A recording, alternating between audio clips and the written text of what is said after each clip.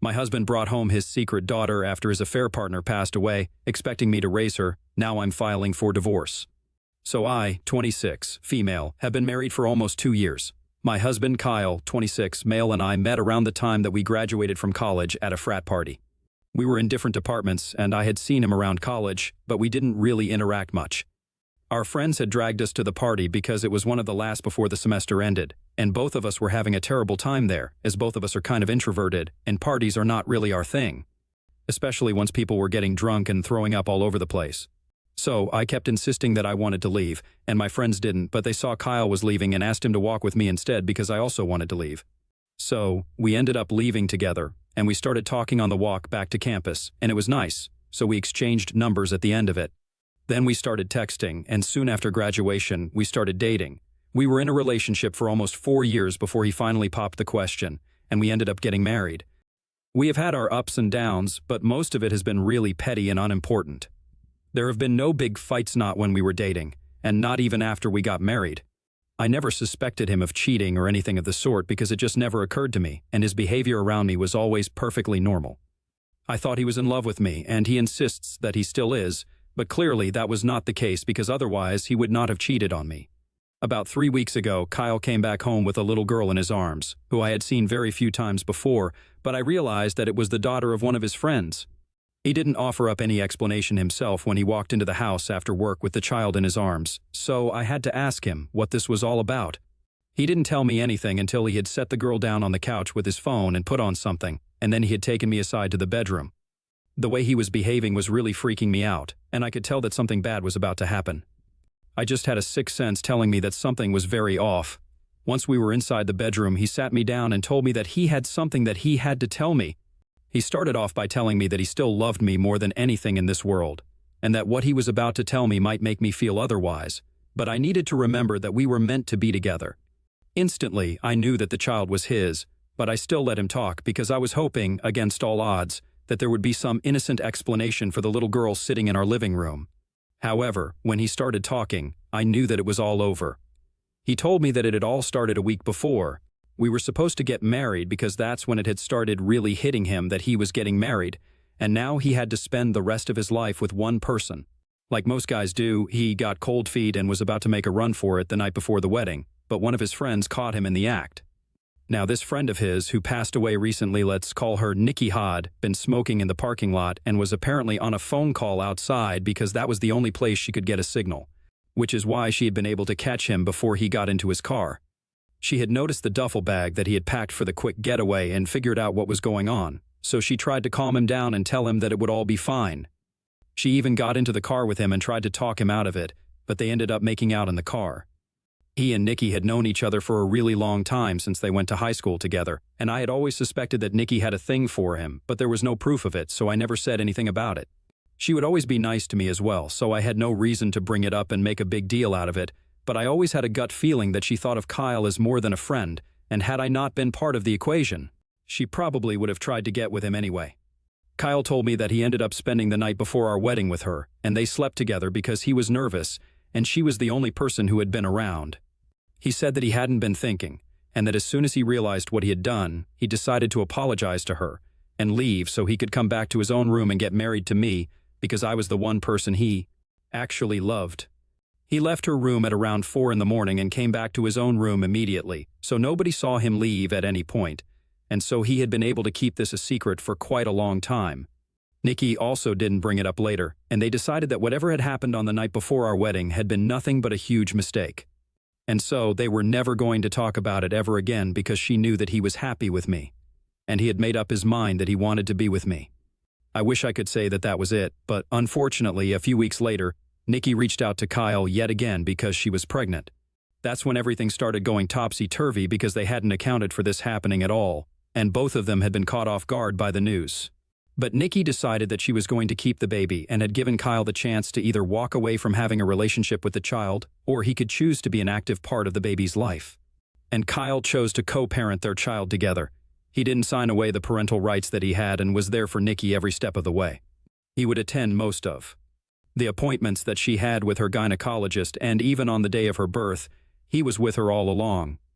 It was quite easy for him because every time he had to be with Nikki, he would just tell me that he had to go on a work trip, and he would be gone.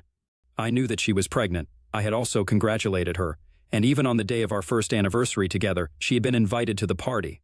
But little did I know that the baby she brought to the party was my husband's. The story that Nikki told everyone was that she got pregnant while hooking up with a dating app match, and the guy didn't want to be a part of the pregnancy and the child's life, so she was a single mom now. The story was believable enough, so nobody questioned it, and her daughter had very normal features, so it never occurred to me that she looked similar to Kyle. Kyle and Nikki had been in touch even after the wedding, and she had even been to our house several times after that. On many occasions, I never noticed anything off about the way they behaved around each other, so it was quite easy for them to fool me. Nikki rarely ever brought her daughter along, so I would only see her in pictures, which is why I hadn't been able to recognize her when my husband brought her in last time. He told me that he had been supporting them and would visit them every chance he got just to be close to his daughter. He promised me that there was nothing between him and Nikki, and they had ended their affair after that night before the wedding.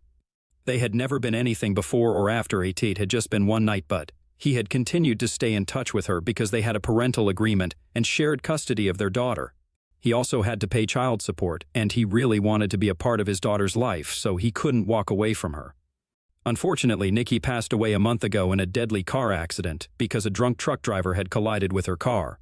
Their daughter had been living with her parents for the past few weeks, but now Kyle had decided that it was finally time to tell me the truth.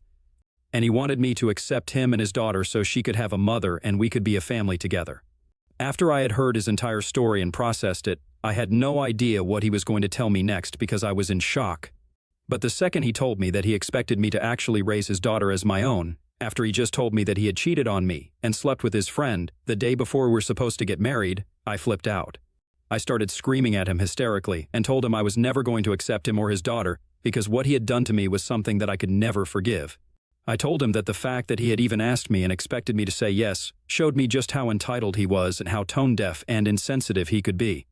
I had a total breakdown, and I remember cursing him out while throwing everything in the room here and there.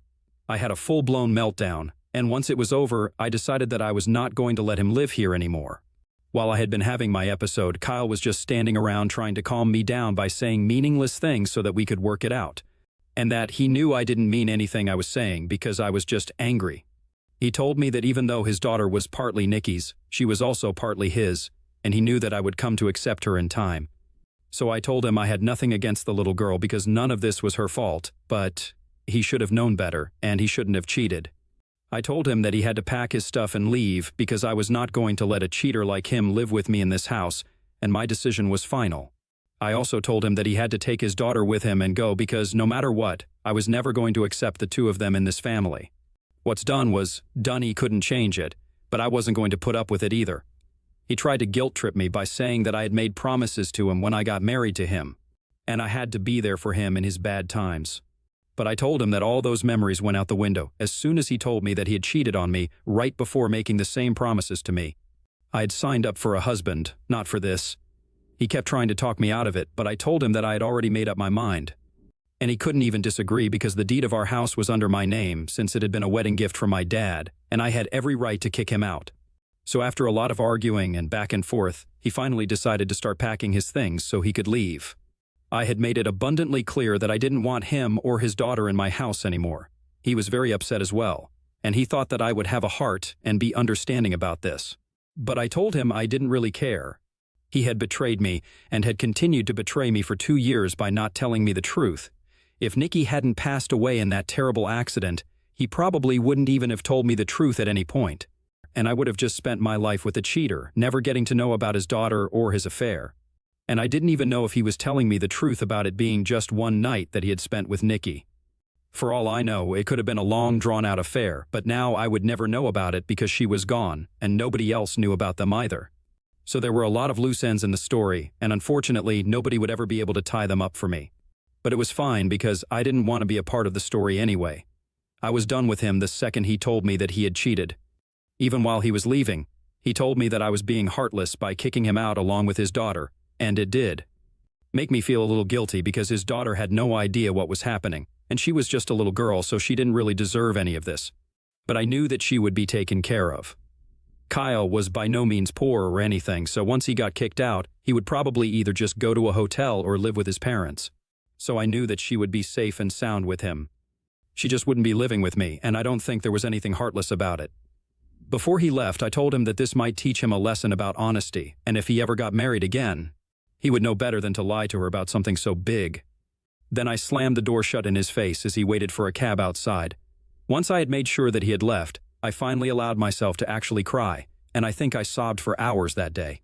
I also called my parents after he left and told them everything, and they told me I could come and live with them, or they could come and live with me, just so I would have company and I wouldn't have to go through this all on my own. So they have been living with me for the past few days. It's been almost 2 weeks and I still haven't filed for divorce yet because I don't have the courage to do it. But Kyle is trying to get me back. He has been texting me almost every day to apologize to me for everything, and he insists that I don't let this minor hiccup in our marriage ruin what we have. I don't understand how he can refer to this as a minor hiccup because, as far as I'm concerned, he lied to me for years, and it wasn't really a small leak, it was a pretty big one. And it shook up the literal foundations of our marriage. And I don't think anybody in my place would treat this as something minor or petty like he's trying to convince me. He's trying to downplay the impact of what has happened so I don't leave him. I can understand that, but what his parents are trying to do is worse because they are trying to vilify me just because I stood up for myself and refused to let Kyle stay with me after he told me that he had had an affair with Nikki. They sent me a long email a couple of days ago, and they had a lot to say about all of this. Of course, there was the usual calling me selfish and cold-hearted and whatnot. They also said that since Nikki was no longer in this world, there was no reason for me to be so upset about it because it wasn't as if they would rekindle the affair at any cost. So I had no reason to feel so insecure and go to such lengths. And moreover, since she was dead, it was all the more reason for me to adopt her daughter and live as a family. It was the right thing to do. Long story short, they went all out in their email to make me the bad guy and called me the villain because of the way I was acting, and I seriously don't understand how I am in the wrong here. For a really long time, I have done everything that a good wife would and tried my best to be a good partner to Kyle, but this is something I cannot accept or forgive, knowing that he cheated on me with someone who visited us several times after that, knowing that she had been under my roof.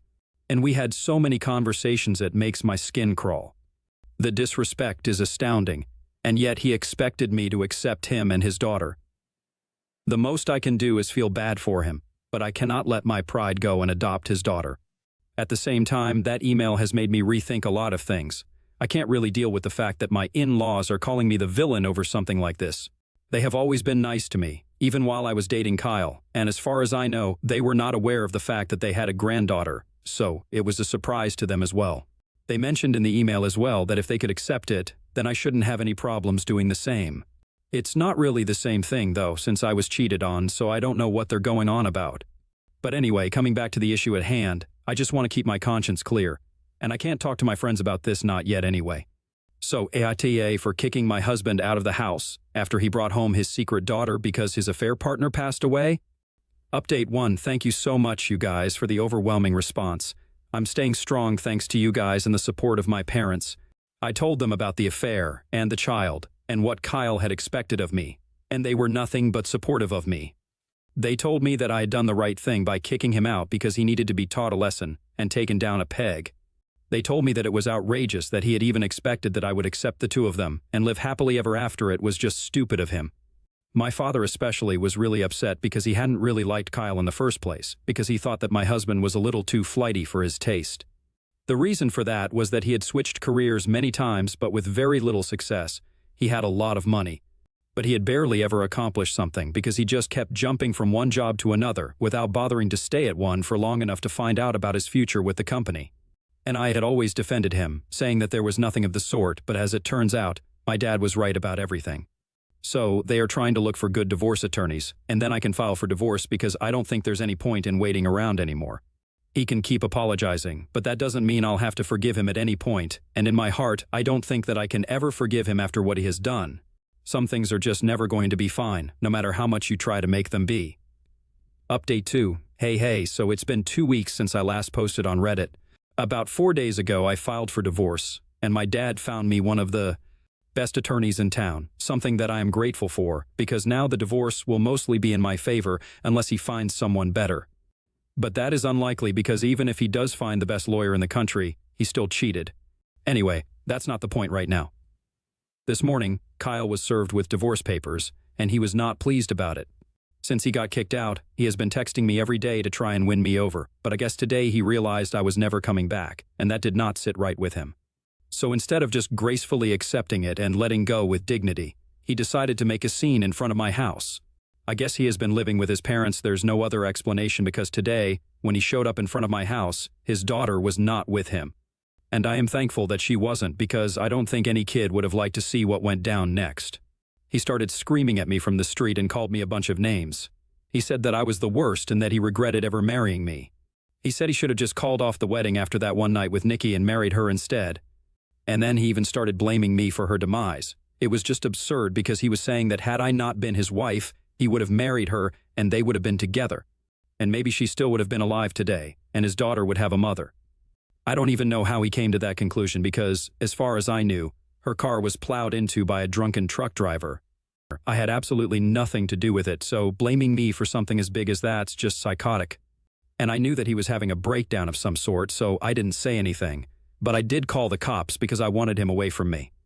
The neighbors also started to call, asking for an explanation about what was going on, because they knew us and they could recognize Kyle's voice. It was a whole mess. The cops arrived within 15 minutes and had him escorted off my property because, while screaming, he had set foot into my garden. I could have had him arrested or pressed charges against him, but I didn't, because I didn't want the drama. I knew that my in-laws would have a lot to say if I did something like that. It just didn't seem worth it, so I let it go. He was let off with a warning, and he seemed reasonably ashamed of himself while he was walking away.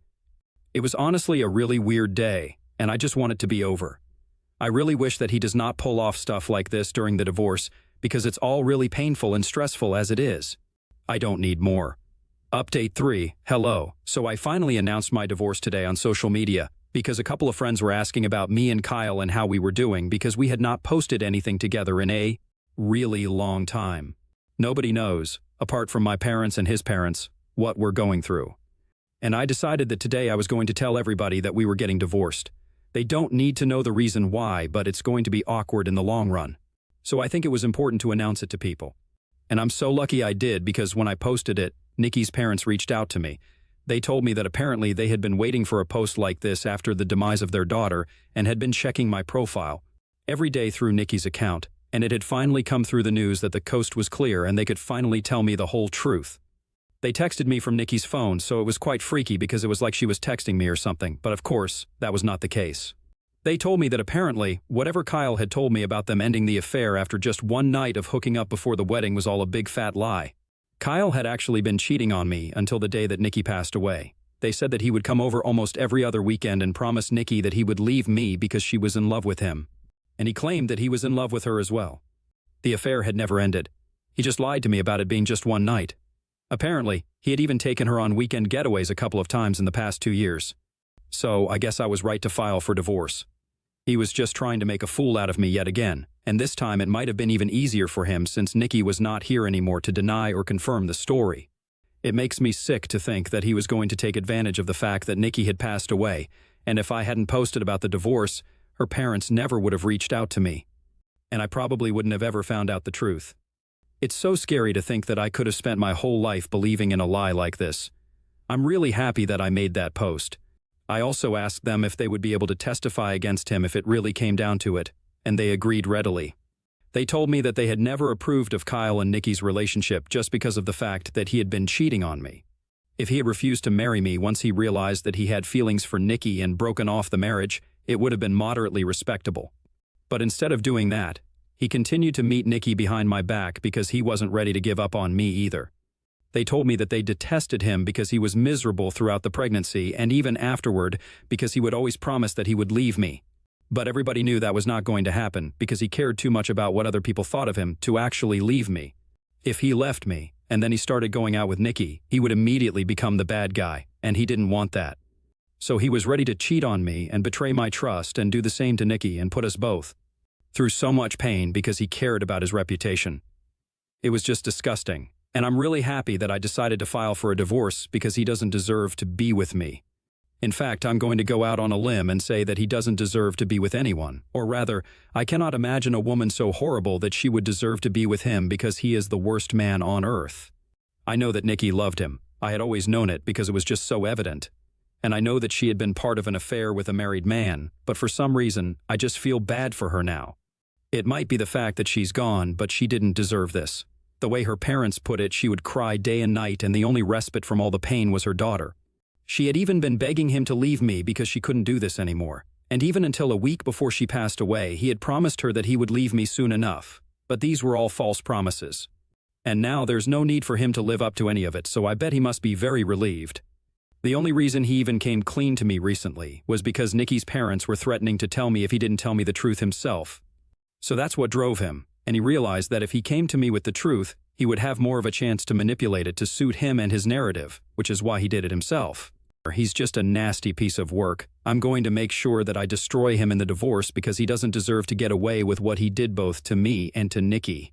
I've already told my lawyer everything and he thinks it's good stuff. Let's see how it goes.